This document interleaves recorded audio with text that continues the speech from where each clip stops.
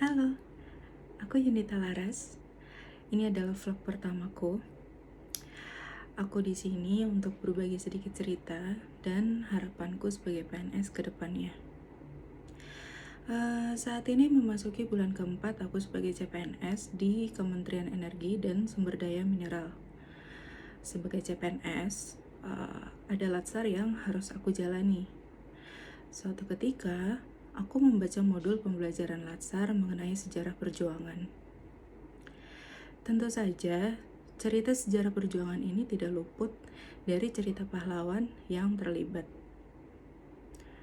Lalu aku berpikir, apakah yang namanya pahlawan semuanya menggunakan senjata untuk mengusir penjajah dari negeri ini?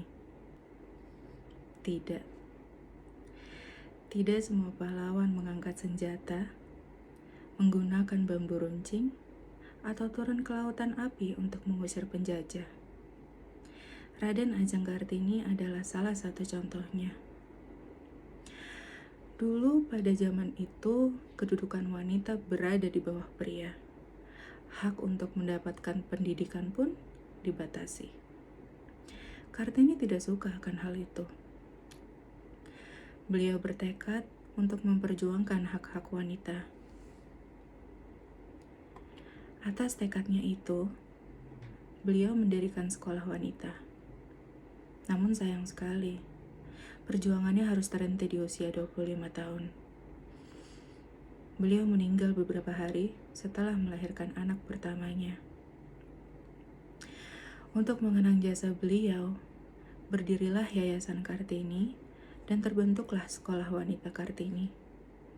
Sekolah ini tidak hanya ada di Semarang, namun juga ada di Surabaya, Yogyakarta, Malang, Madiun, Cirebon, dan daerah lainnya. Setelah tahu dan mempelajari kisah perjuangan Kartini dengan singkat, aku jadi berpikir, kalau dulu Kartini nggak punya keberanian untuk melakukan gerakan emansipasi, mungkin saat ini aku dan wanita lainnya di Indonesia tidak akan bisa menginjak pendidikan hingga jenjang sarjana atau bahkan doktor. Aku ada di sini, aku berada di titik ini berkat perjuangan beliau. Tapi aku sadar, perjuangan beliau belum benar-benar selesai. Masih banyak wanita yang tidak dapat menikmati hak-haknya. Hak untuk didengarkan, hak untuk merasa nyaman berada di ruang publik, hak untuk berpendidikan tinggi, atau hak lainnya. Kedepannya, aku berharap aku bisa menjadi inspirasi untuk teman terdekatku, inspirasi untuk wanita yang ada di sekelilingku. Kita bisa kok menyuarakan pendapat kita dengan baik menggunakan platform yang kita miliki.